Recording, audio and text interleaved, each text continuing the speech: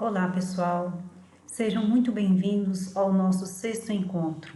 Hoje nós vamos dar continuidade ao nosso estudo sobre os desafios no ensino médio brasileiro. Eu sou Nilva, faço o curso de Pedagogia no Centro Universitário da Uninter, Polo Eldorado, em Contagem.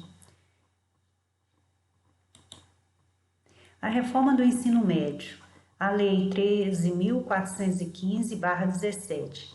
O que pensam os alunos e professores? O ensino médio no Brasil foi constituído como um componente obrigatório no país apenas no ano de 2013.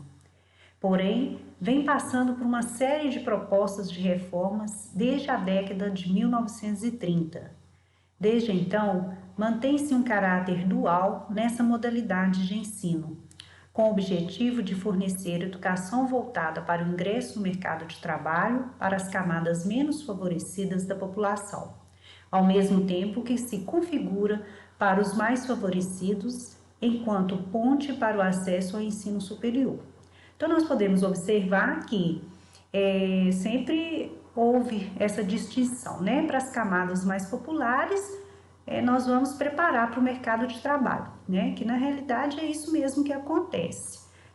Os jovens, quando chegam aí na idade de iniciar o ensino médio, eles têm um grande desafio pela frente, né? Precisam, às vezes, ajudar a família, né? Então, eles precisam entrar no mercado de trabalho, enquanto que os de famílias mais favorecidas, principalmente do ensino privado, né? Eles têm uma perspectiva maior, né? De estender o tempo de estudo deles. Eles vão formar no ensino médio e já focados, né, para entrar no curso superior. Então, essa é a grande distinção, né? Esse é um grande desafio que o ensino médio brasileiro ele tem enfrentado, né, ao longo dos anos, né? Essa dualidade que existe entre as camadas mais populares e o aluno que vem de uma classe economicamente melhor. No ano de 2016, o governo federal iniciou mais uma proposta de reforma para o nosso ensino médio, com foco no currículo, consolidando-se com a lei no ano de 2017. O presente estudo tem por objetivo uma análise crítica das concepções de alunos e profissionais de ensino que atuam no ensino médio em escolas públicas e privadas, acerca das necessidades de mudança para a construção de um ensino de qualidade, confortando-as com as propostas da Lei 13.415/17. Parte-se do pressuposto da importância, dentro dos princípios da Constituição Nacional de 1988 e da Lei de Diretrizes e Bases da Educação Nacional, a LDB, de que seja praticada uma educação democrática, na qual os cidadãos com formação crítica possam opinar e apresentar suas experiências dentro do sistema de ensino, para que assim possamos construir um ensino médio que se atende às reais necessidades da sociedade e que, não menos importante, seja um reflexo dessa. Apesar da reforma ser de conhecimento parcial da maioria dos alunos e professores, devido à intensa e massiva propaganda na televisão, rádio e internet, ainda assim existem discordância entre as propostas e a opinião dos entrevistados. A reforma possui foco em alterações curriculares que não dialogam com as melhorias em infraestrutura, valorização docente e formação integral. Então, nós vemos que, mais uma vez, a lei brasileira ela é muito completa, é uma lei que, se fosse colocada em prática, seria tudo, né, tudo aconteceria de forma, assim, maravilhosa, mas a gente sabe que isso não acontece, né? Primeiro vem a lei e depois é que nós vamos lutar para que ela seja implementada. E essa mudança no ensino médio não foi diferente. Ela foi implementada como lei, mas não foi oferecidos os recursos necessários para que houvesse efetiva mudança, né, de comportamento, né, essa mudança para esse novo ensino médio. Você não muda as coisas de um dia para o outro sem investimento financeiro, né? Então, os professores reclamaram muito que nem eles, nem a comunidade escolar, os alunos, né, enfim, toda a comunidade escolar, ela não foi ouvida nessas mudanças, né? E que não houve também nenhum investimento na formação dos profissionais para que essas mudanças se concretizassem. Nenhum dos entrevistados foi consultado para elaboração e construção das propostas da lei. Em relação a profissionais com notório saber darem aulas, nenhum professor participante da pesquisa se mostrou plenamente a favor. Os poucos que concordam defendem a necessidade de curso de capacitação. A maioria dos participantes acredita que há, de fato, a necessidade de mudanças na estrutura do ensino médio atual. Porém, ao descreverem quais modificações são mais importantes, valorizam a formação crítica com a integralidade das áreas do conhecimento, além da valorização docente e melhorias em infraestrutura. A maneira como a reforma foi imposta em nossa sociedade capitalista acena para a intensa valorização da formação de classes menos favorecidas enquanto mão de obra barata. Afasta os jovens da escola pública de uma formação integral, que dê acesso ao conhecimento historicamente acumulado de diferentes áreas do conhecimento. Aumenta o distanciamento entre a qualidade do ensino médio público e privado, prejudicando fortemente um projeto de qualidade da educação da escola pública. Trata-se de uma reforma que não democratiza o acesso ao conhecimento aos jovens da escola pública e diminui as possibilidades de mobilidade social. A gente sabe o quanto é difícil, né, para os nossos jovens essa mudança de realidade na vida deles, né? A maioria dos jovens de escola pública, né, principalmente das periferias, a gente sabe o quanto é difícil essa mudança da realidade da vida deles, né? Eles vêm de famílias que já passam muita dificuldade financeira, na área da saúde, por todo tipo de dificuldade, né? Nós sabemos o quanto essas pessoas tudo falta para eles, né? Então, essa mudança da realidade para essas pessoas, ela é muito mais difícil, né? Ela é muito mais distante para esse jovem de periferia, né?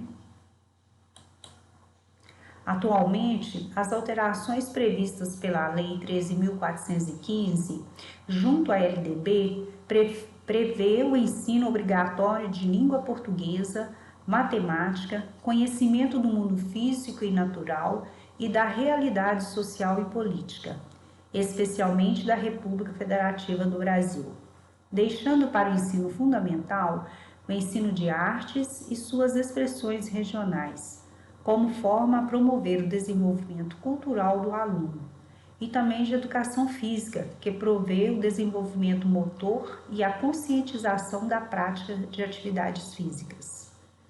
A lei designa para a Base Nacional Comum Curricular, BNCC, a competência de selecionar temas transversais incluídos no currículo, assim como de componentes curriculares obrigatórios, mas esses termos não foram ainda designados e incluídos na LDB. Está previsto pelas alterações da Lei 13.415/17 que os currículos deverão considerar a formação integral do aluno. O que é essa formação integral do aluno, né? Não é só o aluno estar na escola em tempo integral, é sua formação de caráter, de um cidadão crítico, né? De saber fazer escolhas corretas, de reconhecer a importância que ele pode fazer na mudança do seu contexto social, né? As mudanças que ele pode fazer no mundo em que ele vive, tanto no meio ambiente, na saúde. Isso é uma formação do cidadão integral. É essa preocupação em que ele tenha um pensamento crítico. Está previsto pelas alterações da Lei 13.415 que os currículos deverão considerar a formação integral do aluno, a adoção de um trabalho para seu projeto de vida e sua formação em aspectos cognitivos e socioemocionais. Tal fato pode ser observado na seção 4, artigo 36, quando se levanta a possibilidade de se incluir experiências práticas de trabalho na produção, eventualmente estabelecendo parcerias e ainda concessão de certificados de qualificação intermediários para o aluno. De encontro às afirmações determinadas pela lei, a análise de Kunze nos leva a refletir sobre o papel dessa excessiva tecnificação do ensino médio nacional, que expressa nada menos que uma tendência à asseguração de, no máximo, a educação básica à grande maioria da população, focado em uma demanda para a formação de trabalhadores. Sendo assim, a oferta de uma educação científica e tecnológica ficaria restrita a um pequeno número de educandos, de maneira hierarquizada, que possuem diferentes complexidades de ensino até a pós-graduação. No caso do ensino médio e da educação profissional, essa visão dual ou fragmentada expressa-se historicamente desde a colônia, pela reprodução das relações de desigualdade entre as classes sociais, na separação entre a educação geral, como preparação para os estudos superiores, e a preparação imediata para o mercado de trabalho, funcional às exigências produtivas. Sendo assim, o país se configura ao longo de sua história por perpetuar situações de fragmentação de suas diferentes classes sociais. Isso reflete de maneira direta na concepção de educação desigual que se propaga, destinando a classes sociais desfavorecidas o ensino para o ingresso no mercado de trabalho, suprimindo destes o direito de uma educação crítica e reflexiva. Nós podemos observar, nesse momento que nós passamos aí em 2020, a grande diferença do ensino público para o ensino privado. Uma grande maioria desses estudantes aí das periferias, a população que vive em condições mais vulneráveis, a dificuldades que eles tiveram, a discrepância que existe, entre aquele aluno ali que a família perdeu o emprego, vive em condições de total desamparo, a dificuldade que eles tiveram para ter acesso ao ensino durante esse tempo de pandemia. Não tem, às vezes a família possui apenas um celular, e como que esse aluno conseguia acessar as plataformas de ensino? Então a gente vê assim uma grande desigualdade, entre os alunos, dessas escolas, esses alunos menos favorecidos, para os alunos de uma classe que tem mais acesso aos recursos. Na implementação desses currículos dispostos das leis redigidas em situações políticas estão os profissionais da educação, professores, gestores, coordenadores, funcionários de ambientes escolares, personagens atuantes e indispensáveis no processo educacional, em qualquer etapa do ensino. As reformas propostas no ano de 2016, introduzidas por meio de medida provisória, alteram drasticamente o currículo do ensino médio, influenciando, inclusive, no trabalho e disponibilidade de emprego para os professores nessa modalidade de ensino. Além disso, drásticas alterações no currículo, sem melhoras na infraestrutura e nas condições de trabalho dos profissionais, podem resultar em discrepâncias preocupantes entre o ensino público e privado, aumentando a desigualdade social. Nós podemos observar aqui que é igual aquele professor, que recebe um equipamento tecnológico, para que ele introduz as novas tecnologias com seus alunos, né? E o que ele faz? A mesma forma que ele ensinava sem aquele equipamento, né? Passava a matéria lá no quadro, agora ele vai passar através de uma tela de computador, um slide. A mesma coisa é essa mudança que houve aqui, né? O aluno não foi consultado, o professor não foi preparado para essa mudança, né? Então é essa grande dificuldade, né? Introduz-se as novas tecnologias, mas a forma de ensinar continua a mesma. Então é necessário que se faça investimentos, né, de capacitação para os profissionais, que ouça esses alunos também, né? Entendemos que as propostas de reformas deveriam priorizar a autonomia dos educandos, a formação de um ser humano integral que possui em sua formação a criticidade para viver e auxiliar e construir uma sociedade mais justa. Preocupa-nos a disposição de reformas e a promulgação de leis sem a participação da comunidade escolar, sem uma vasta consulta ao que pensam, as vivências e as experiências de alunos e professores. Entendemos que são essas pessoas as mais possuem bagagem para opinar, pois conhecem o cotidiano escolar e possuem, de fato, as experiências necessárias para julgar a necessidade de mudanças. O mercado de trabalho e a expansão do ensino médio. Diante das condições citadas a respeito da organização e expansão do ensino médio no país, não é possível compreendê-lo como um processo democrático. Ademais, soma-se a essas dificuldades os fatos dos recursos do governo federal serem destinados prioritariamente para o ensino fundamental, responsabilizando os estados na expansão do ensino médio. Hoje a gente percebe, principalmente aqui no estado de Minas Gerais, que as prefeituras, que ficou a cargo das prefeituras a educação infantil, o ensino fundamental, né, etapa 1, etapa 2 até o 9º ano, e o ensino médio a cargo do estado, né? E a gente percebe também, né, que a falta de recursos, né, para que essas mudanças se efetivem.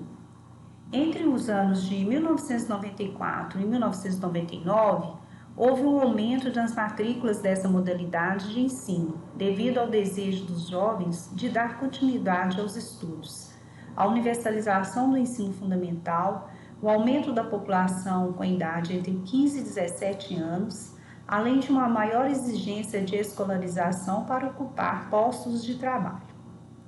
Uma análise mais detalhada da expansão do número de matrículas evidencia que esta ocorreu especialmente na rede pública noturna.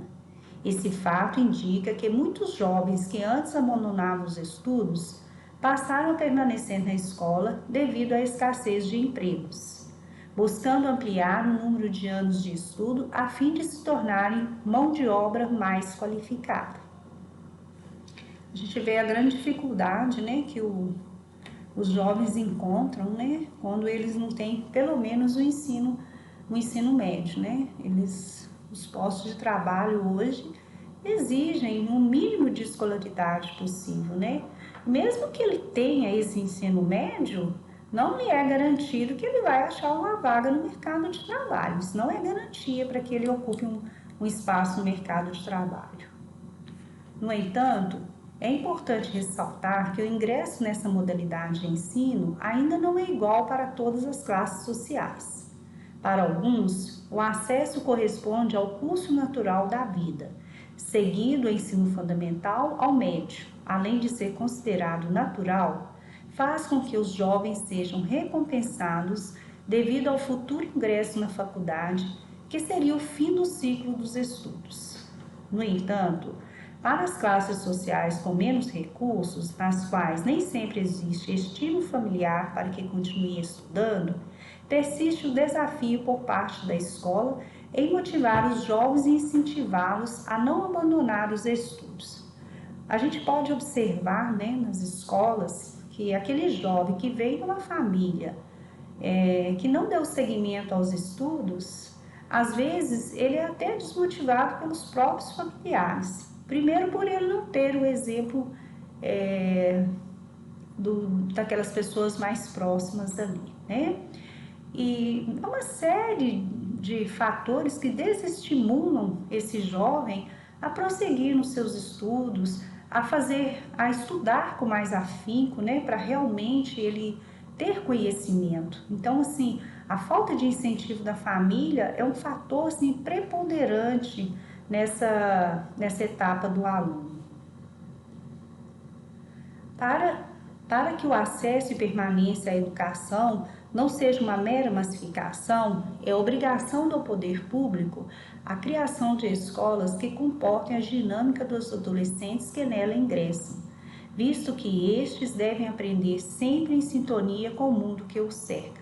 Essa educação, mais uma vez, ela tem que fazer sentido para esse jovem. O professor deve sempre se perguntar, né, por que eu estou ensinando?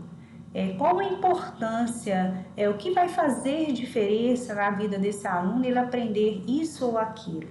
Então, o que o aluno aprende tem que ter significado para ele, tem que ter aplicabilidade, né? Não pode ficar simplesmente, porque tem que aprender. Ele tem que sentir que aquilo vai ser importante para ele, que ele vai aplicar aquilo ali em algum momento da sua vida. Essa educação de fazer sentido para a pessoa. Assim, o mercado de trabalho torna-se um forte condicionante das disciplinas que irão compor a parte diversificada do currículo. Entre as disciplinas de formação e de reflexão e aquelas que atendam às necessidades de alocação de jovens e adultos no mercado de trabalho, a realidade escolar escolherá esses últimos. Essa situação é fortalecida pelo contexto socioeconômico atual, em um mundo sem emprego, no qual as relações de trabalho mudam a importância do discurso sobre a detenção de conhecimento mais amplo para ele, conhecimentos pragmáticos voltados para as demandas do mercado. Seria o ideal, portanto, que os jovens desenvolvessem competências críticas e criativas para usá-las em diferentes níveis de análise na vida produtiva. Com o mercado de trabalho se mostrando cada vez mais competitivo, as exigências de escolarização têm se elevado muito para qualquer posto que se pretenda ocupar. Portanto, cursar o ensino médio ou possuir um curso profissionalizante não garante o emprego ao jovem. Esse fato reaviva a questão de que o ensino médio prepararia o jovem para a continuidade dos estudos, ou seja, revitalizando questões sobre a identidade em torno da antiga dicotomia, formação geral ou profissional. Para a autora, compreende-se que atrelar o currículo do ensino médio às demandas do mercado é insuficiente, pois desmerece a importância da ampla formação, da compreensão crítica de relações sociais presentes em um mundo globalizado. Essas estratégias curriculares deixam o trabalhador alheio ao conhecimento socialmente valorizado. Porém, faz com que ele possa atender à demanda de empresários que possuem mais vantagens para candidatos a empregos que sejam qualificados do que para empregados despreparados. Salienta-se a diferença do ensino dependendo do poder econômico do educando, pois ao filho do trabalhador se valoriza apenas aspectos clássicos de formação geral, ensino profissionalizante ou executores de trabalho técnico, enquanto aos filhos da classe dominante é ofertada uma educação humanista que o oriente a se perpetuar sua condição hegemônica. Segundo Lopes, as propostas realizadas até LDB poderiam ser interpretadas como híbridas de discursos curriculares produzidos por momentos de recontextualização, ressaltando o educar para a vida, que assume dimensões produtivas com foco econômico em detrimento de uma dimensão cultural mais ampla. Permanece a ideia de que a educação deve se vincular ao mundo produtivo e formar para a inserção social eficiente nesse mundo, sem questionamento do projeto de construção desses mesmos mundos. Todo programa e proposta governamental expressa uma visão de mundo que sofre uma interpretação por parte dos profissionais da educação, podendo ser alterado durante esse processo. Entre normas, decretos e leis, há a ressignificação dessas orientações que ficarão visíveis a partir da prática educativa. Torna-se extremamente necessário, portanto, não apenas ter claros os objetivos a serem alcançados com a disposição de reformas, mas contar também com o apoio da comunidade escolar que efetivamente colocará tais mudanças em prática. Para o ensino democrático, é necessário que ouça, né, quem está ligado, né, ao ensino. Né? Então é importante ouvir a comunidade escolar. Agora, pessoal, eu vou apresentar para vocês uma entrevista do canal Futura sobre os desafios no ensino médio. O programa Conexão vai falar sobre os desafios no ensino médio e como melhorar essa etapa considerada um dos grandes gargalos da nossa educação. É uma entrevista muito interessante que eu acho que vai acrescentar muito na nossa reflexão. Convido vocês a assistirem agora.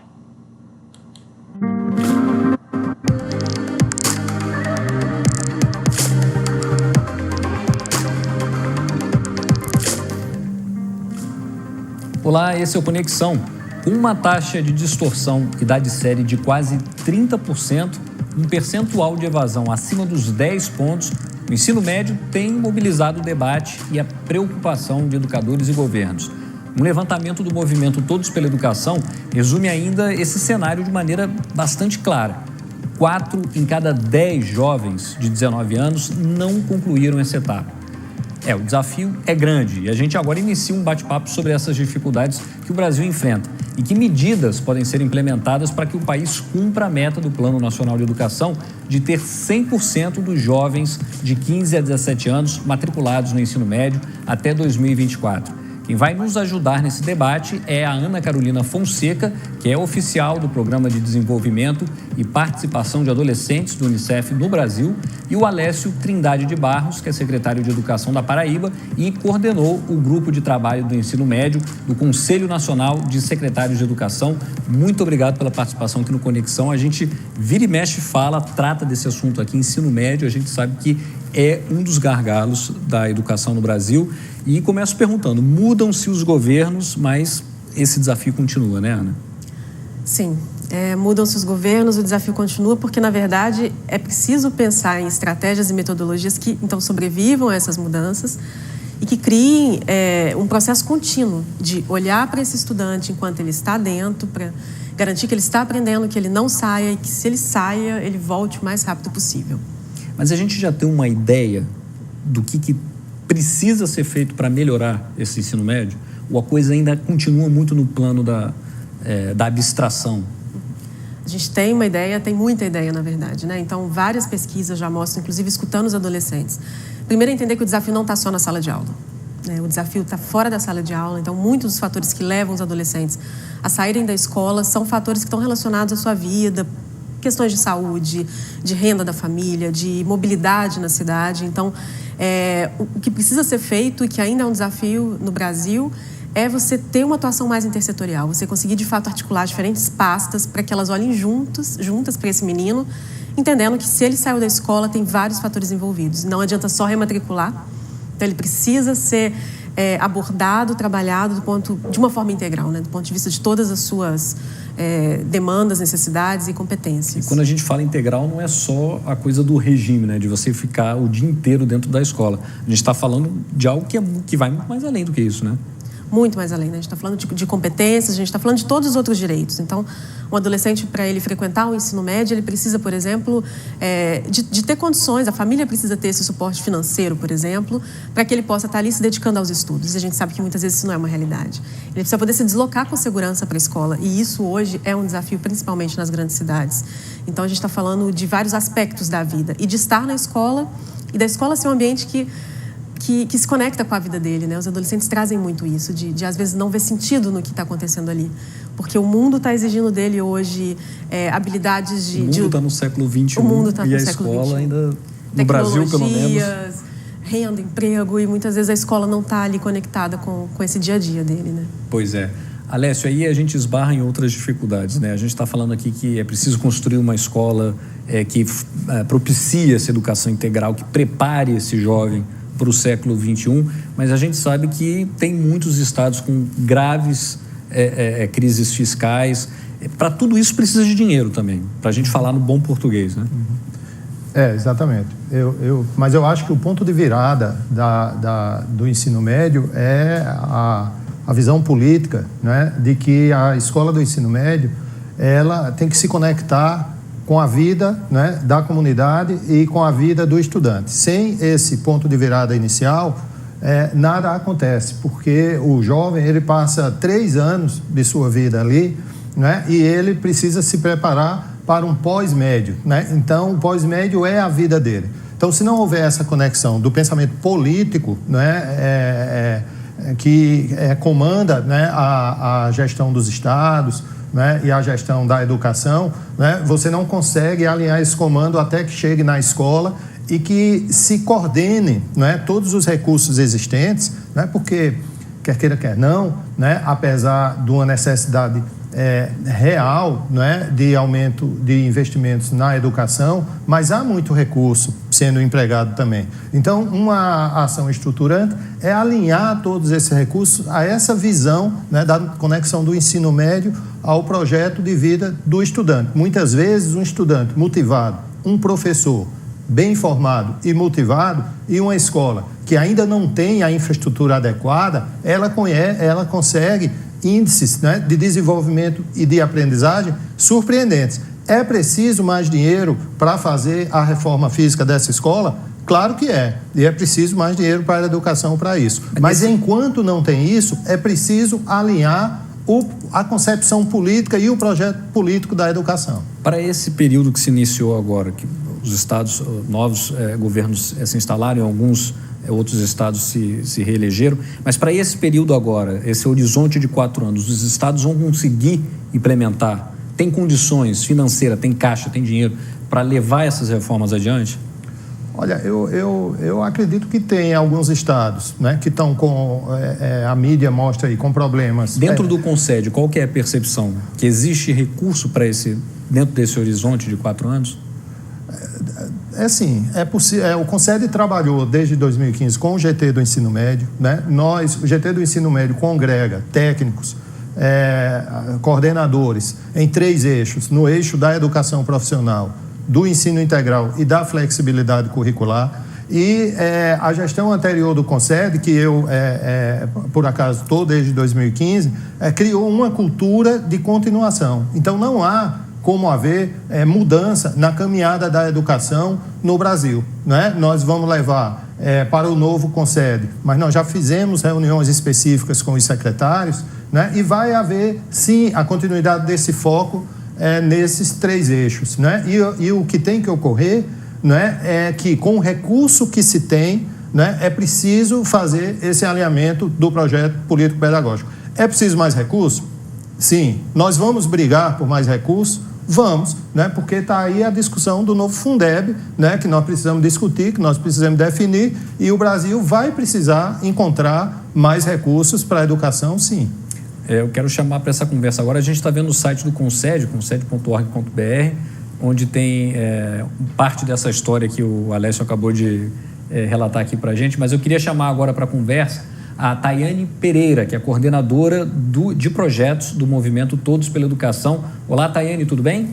Tudo bom, e você? Tudo certo. Bem-vinda aqui ao Conexão. Mais uma vez, a gente fazendo esse esforço aqui de pensar em soluções, abrir espaço para esse debate em relação ao ensino médio. O movimento fez um levantamento que é impressionante. 4 em cada 10 jovens com idade até 19 anos não conseguiram concluir o ensino médio. Sim, uma das metas que a gente monitora aqui no Todos pela Educação é exatamente a taxa de conclusão dos estudantes, tanto no ensino fundamental quanto no ensino médio.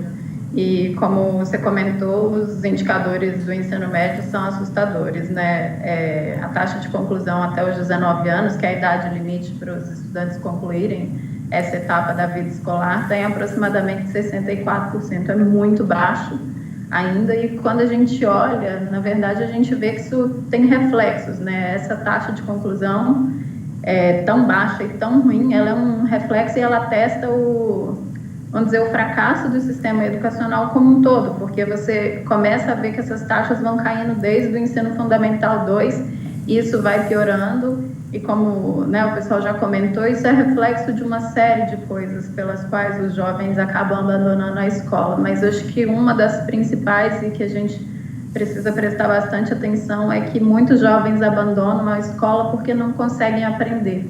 Então, começam a não ver sentido ao ir para a sala de aula, não conseguem acompanhar o conteúdo que está sendo dado, porque tem defasagens enormes das séries anteriores, e isso desestimula os jovens totalmente. Então, agora, o que a gente precisa focar é realmente nesse problema do aprendizado. Mas, Tayane, a gente está conversando aqui no estúdio sobre essa questão da educação integral, que é um elemento que é basilar aí nesse debate sobre o novo ensino médio, né? De você ampliar a permanência desse jovem na escola, e não só ampliar essa permanência, mas dar conta de formar um cidadão preparado para os dias atuais. Como é que os estados vão conseguir fazer isso? Que tipo de medidas precisam acontecer para que essa educação integral de fato aconteça? Quando a gente olha os estados, a gente vê que tem vários estados que conseguiram resultados melhores, muito graças à questão do ensino médio em tempo integral. E lembrando que o ensino médio em tempo integral não é só uma extensão da carga horária pura e simplesmente, né? Mas ele envolve um outro projeto pedagógico que traz consigo uma maior flexibilidade, um maior protagonismo dos jovens, bem como um projeto de vida de cada um deles. E o MEC já vem fazendo um esforço, né, do programa de ensino médio em tempo integral, apoiando os estados, e acho que cabe ao próximo governo, juntamente com os estados, dar continuidade a esse programa, fazer com que esse programa seja um dos maiores apoiadores desse novo modelo de escola para o ensino médio que a gente vem reforçando, e que isso seja, de fato, uma prioridade política para os governadores, para a própria União, para o próprio Ministério da Educação. E, Tayane, dentro desse debate que vem acontecendo já há algum tempo, várias ideias surgiram, várias ideias de medidas surgiram em relação ao ensino médio. Uma delas é a questão do ensino à distância. As novas diretrizes do ensino médio permitem um certo percentual de horas-aula nesse regime. Como é que o movimento vê essa possibilidade? Acho que a gente tem que entender que o ensino à distância ele é possível, né? Mas a questão da aula presencial, de estar ali a interação professor-aluno, aluno com seus pares, com os outros estudantes, ela nunca pode ser deixada de lado. É super importante que essas interações presenciais ainda existam e que a educação à distância sirva como algo complementar ou para disciplinas que de repente são elegíveis, enfim. É algo que precisa ser ainda avaliado com bastante cuidado para que não se torne a regra ou que isso não se torne, né, uma cultura disseminada em detrimento das aulas presenciais. Mas as diretrizes colocam bem fortemente um limite que vai precisar ser respeitado, vai precisar ser equacionado pelos estados. Eu queria trazer essa questão rapidamente aqui para o estúdio. Alessio, dentro do CONSED, que reúne aí as secretarias, os representantes das secretarias estaduais de educação, como que essa questão do ensino à distância é vista? Vocês entendem que isso, de fato, pode ajudar a construir esse conceito de uma escola, de uma educação integral? Nós temos muitas diferenças, né, no país. Então, o estado do Amazonas, por exemplo, é um exemplo em que utiliza a educação à distância até pela acessibilidade, né, na questão dos povos da floresta e etc. Então, assim, o ensino à distância, ele é uma flexibilidade importante, não é? Em alguns aspectos, mas que precisa ainda ser aprofundado, não é? A forma de se trabalhar com a educação à distância. O que não pode se perder, não é? Com a educação à distância, é isso que nós falamos antes, não é? A vinculação da vida do estudante, a vinculação do estudante entre eles, formando uma comunidade, aprendendo a se relacionar, aprendendo a cultura da paz. Então, isso não se pode perder. Então, eu posso ter flexibilidade para o estudante, mas eu não posso ter flexibilidade para o projeto pedagógico escolar. Ele tem que estar presente, ele tem que ter coordenação pedagógica. E aí, no Brasil, muitas vezes, a gente leva a educação à distância de forma rasa para a questão da flexibilidade para o professor e para os custos, ou então aquela coisa das tecnologias, as tecnologias legais, tecnologias avançadas. Mas isso não é o mais importante, né? O mais importante é que o projeto pedagógico permita que o aluno construa o seu projeto de vida. Que risco você vê, né, num modelo como esse, Ioana? Eu acho que assim, a gente tem que reforçar realmente essa preocupação, né, de o estudante, ele precisa, a gente quer cada vez ele mais próximo, cada vez esse adolescente podendo, enfim, ter todo o apoio necessário para se desenvolver plenamente. Então, acho que realmente tudo que já foi colocado antes, né, tem que ter esse cuidado para que isso não represente um isolamento desse adolescente numa fase de vida que é marcada basicamente pela interação, numa fase de vida em que estar em grupo é ser adolescente, né? Então, precisa muito desse cuidado para não ter esse isolamento e ele não perder ele precisa aprender a estar em grupo, né? Ele precisa aprender a socializar, ele precisa...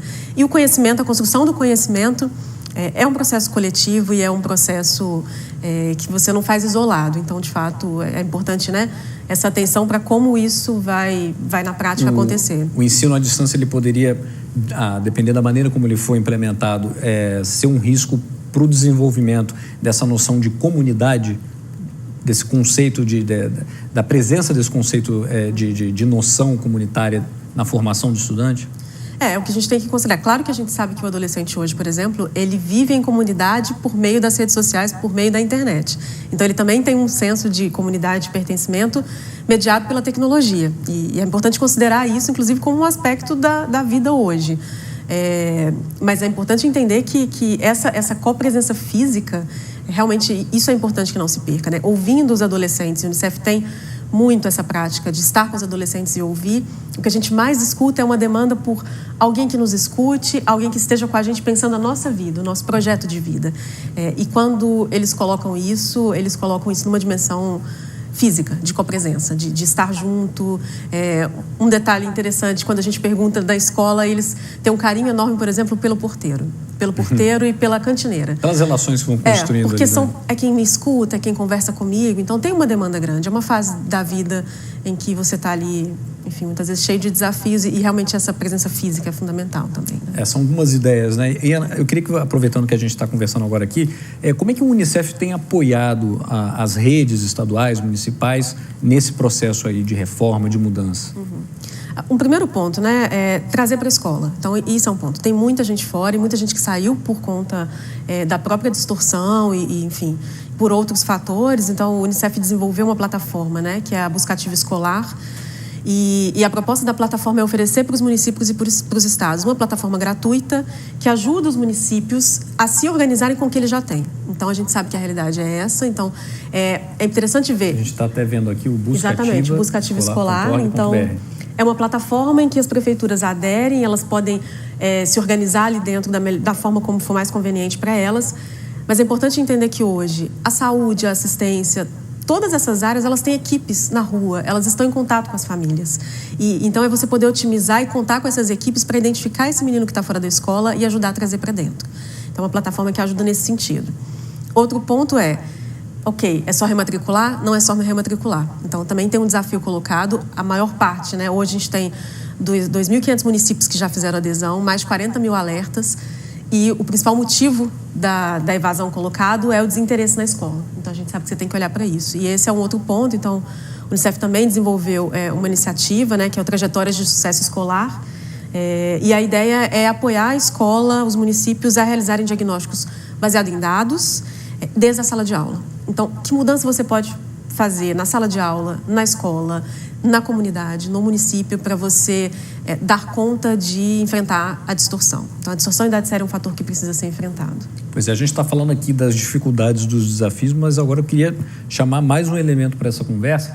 A gente vai falar agora com a Elaine Cristina Rossi Pavani, que é coordenadora da Escola Viva no Espírito Santo, que foi o estado que registrou o melhor IDEB do ensino médio na última divulgação feita pelo MEC. A gente quer saber de tudo dessa experiência aí. Olá, Elaine, tudo bem? Olá, tudo bom, Bernardo? Bacana, obrigado pela participação aqui no Conexão. Eu queria que você explicasse para a gente o que é esse programa Escola Viva, que tem dado tão certo aí.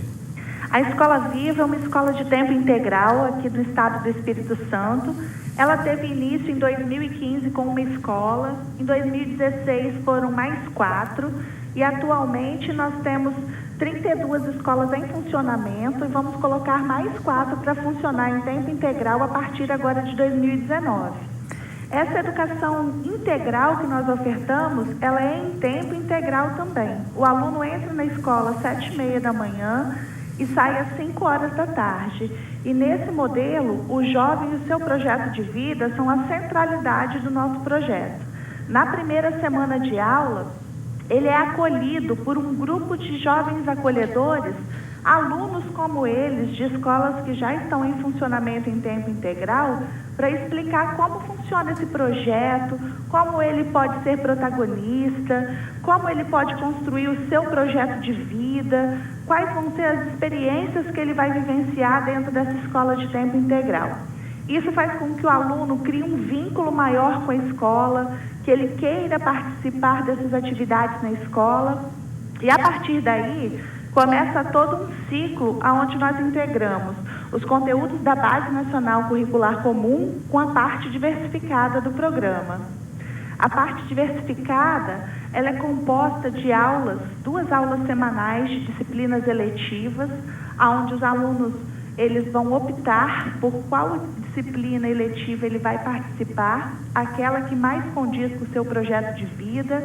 Ele vai ter aulas de estudo orientado, no qual ele vai ser convidado e ensinado como ter o autodidatismo, a busca pelo seu conhecimento. Ô Elaine, eu vou te interromper rapidinho, porque você estava falando desse momento em que o aluno ele tem a chance aí de escolher as disciplinas eletivas, né? Isso. A gente vai ouvir a opinião de um desses alunos da Escola Viva São Pedro, que fica na capital Vitória, e que foi gravada pela equipe do programa. Ele fala sobre a empolgação de poder escolher essa disciplina eletiva. Vamos ver.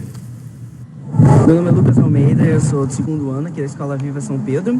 Bom, hoje está sendo um dia de eletivas, a gente vai escolher as eletivas que tem aqui, são 11, e a gente fica muito confuso para escolher várias, porque todas são muito legais. Mas eu já escolhi a minha, que foi a política, dentre várias outras que tinha de música, de teatro, teve também de física, química, várias outras misturas. São muito legal, muito novo para todo mundo aqui, ninguém nunca tinha visto algo igual, está sendo muito legal. E eu já escolhi de política e estou querendo muito entender esse novo mundo que é a política, tá presente no Brasil porque é importante também. Elaine, quer dizer então, se eu entendi direito, o Escola Viva antecipou a implementação aí da BNCC, né? Isso. E nessa parte diversificada, além das aulas das disciplinas eletivas, a gente também conta com aulas de estudo orientado, com clubes que são chamados Práticas e Vivências em Protagonismo, aonde os alunos que serão os líderes dos clubes, eles que vão formar esses clubes com seus jovens de acordo com a afinidade que eles têm. Aí nós vamos ter clubes de fotografia, de música, de dança, de estudos para o Enem. Nós temos a tutoria nessas escolas de tempo integral, onde todos os membros da escola, professores, coordenador pedagógico, diretor escolar, eles vão ser tutores dos alunos. Quer dizer, é um modelo bastante diferente do que a gente está acostumado, né, Elaine? A gente pode ver também o efeito disso ali no ânimo do estudante. A gente está chegando no final do programa, eu queria que você falasse bem rapidinho para a gente qual é a abrangência do programa hoje no estado.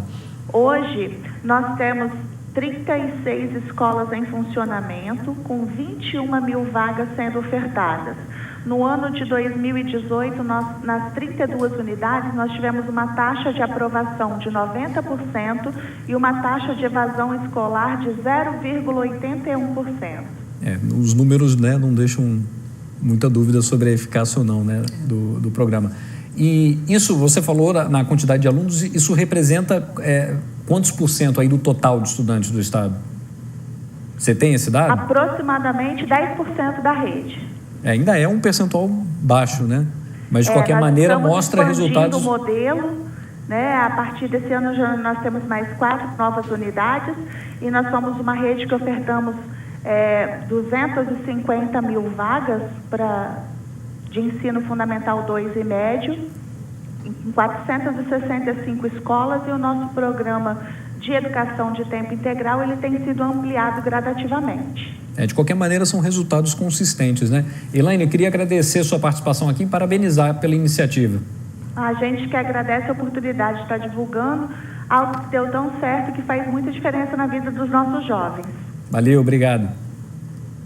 Quer dizer, são ideias que estão avançando, né, e que podem ser replicadas para outros estados também, né, Alessio? Claro. Na Paraíba nós temos 153 escolas nesse modelo e em torno de 45% das matrículas do ensino médio. A gente espera que essa ideia avance pelo país, né? Essa é a nossa esperança. Tem um ponto fundamental nessa ideia, né? Que é a escuta dos estudantes, que que é essa autonomia, aqui, né? Isso é fundamental.